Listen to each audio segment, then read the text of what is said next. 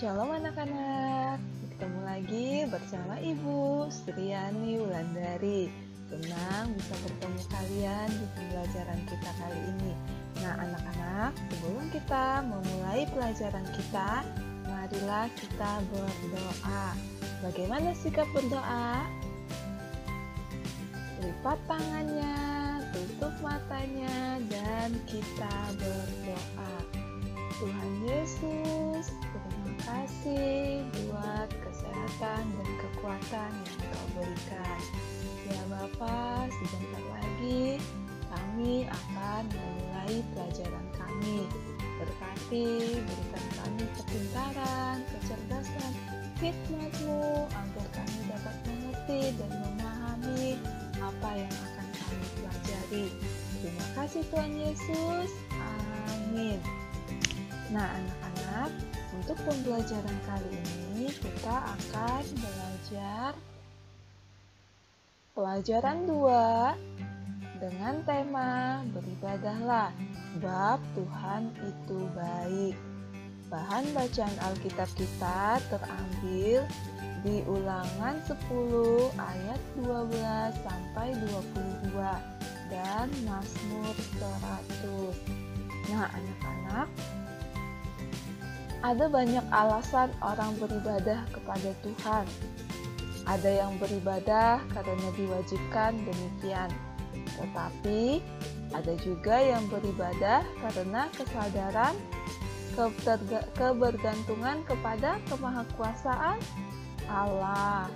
Orang Kristen beribadah bukan karena sekedar kewajiban, melainkan karena kesadaran yang utuh bahwa hanya kepada Tuhanlah rasa hormat, syukur, dan pengharapan itu dinaikkan, yakni melalui ibadah-ibadah Kristiani yang dilakukan, baik di gereja maupun di sekolah atau di rumah.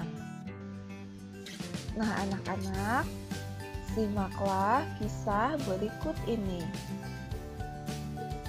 Tuhan selalu merencanakan yang baik.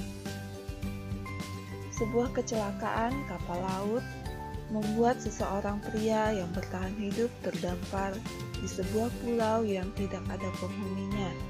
Pulau tersebut hanya ditumbuhi tanaman. Sang pria yang sangat percaya bahwa ini adalah keajaiban, walaupun dia tahu bahwa ribuan kilometer koran dan televisi mengabarkan bahwa tidak ada korban yang selamat dari musibah tersebut. Beberapa helikopter terbang di atas pulau, tetapi pria itu terlalu kecil untuk dilihat dari langit. Sia-sia usahanya berteriak atau melompat-lompat sambil melambaikan tangan. Sang pria tidak patah semangat. Dia percaya bahwa suatu saat dia akan bertemu kembali dengan keluarganya. Berminggu-minggu, sang pria membiasakan diri hidup seorang diri di pulau tersebut. Dia hanya makan buah-buahan dan beberapa ikan yang berhasil ditangkap. Sedikit demi sedikit, sang pria mengumpulkan kayu dan pelepah agar dapat dibuat pondok kecil. Pondok yang dapat melindungi dirinya dari sengatan matahari dan hujan. Bulan berganti bulan, kulit sang pria makin hitam. Jenggotnya makin panjang dan tampak tak terawat. Tetapi dia berhasil membangun sebuah pondok kayu. Kecil, ini adalah anugerah yang sangat ia syukuri. Hingga pada suatu hari, panas matahari membuat api mudah memercik dari ranting dan kayu yang bergesekan, dan pohon kayu kecil yang dibangun pria itu habis terbakar. Sang pria menangis sejadi-jadinya. Semangatnya mulai luntur, dia mulai menyalahkan Tuhan. "Mengapa kau berikan cobaan ini padaku?" ujarnya dalam isak tangis. Bukan hal mudah menjalani hidup seorang diri di pulau ini. Sang pria merindukan istri dan anak-anaknya. Mungkin mereka sudah berpikir bahwa suami dan ayah mereka meninggal dunia. Saat ini anak-anak sang pria itu pasti sudah besar.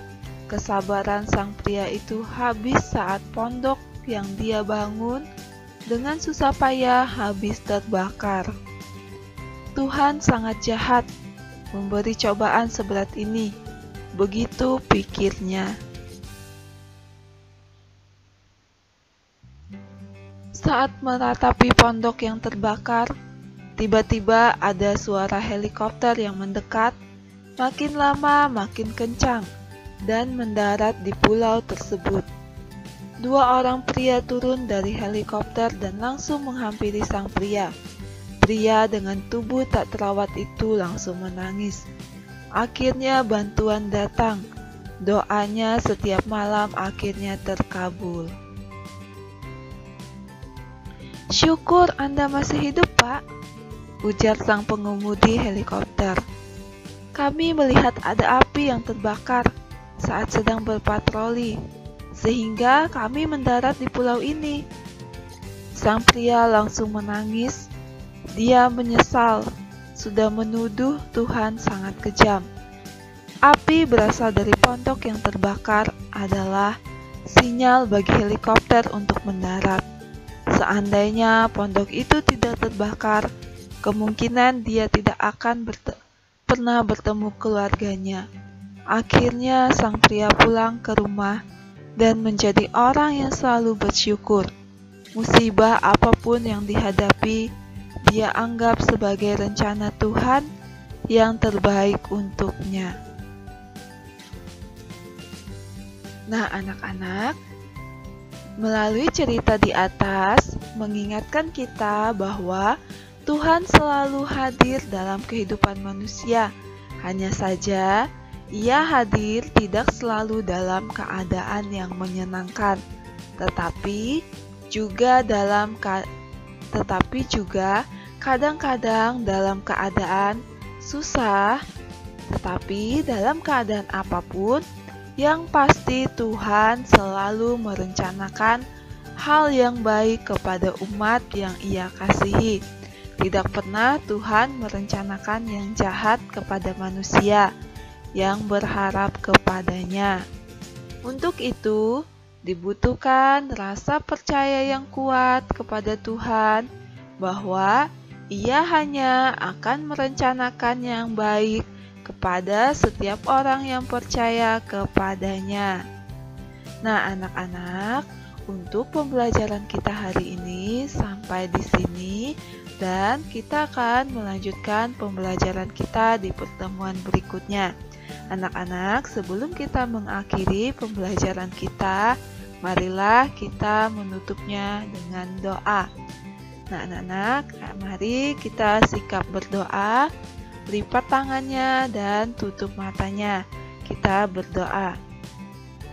Tuhan Yesus, terima kasih kami telah selesai belajar hari ini. Tuhan, terima kasih melewati pembelajaran hari ini. Kiranya kami dapat menjadi orang yang selalu mengucap syukur, orang yang selalu mengandalkan Engkau dalam setiap hal.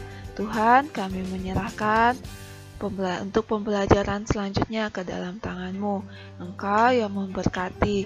Terima kasih Tuhan Yesus, kami berdoa. Amin.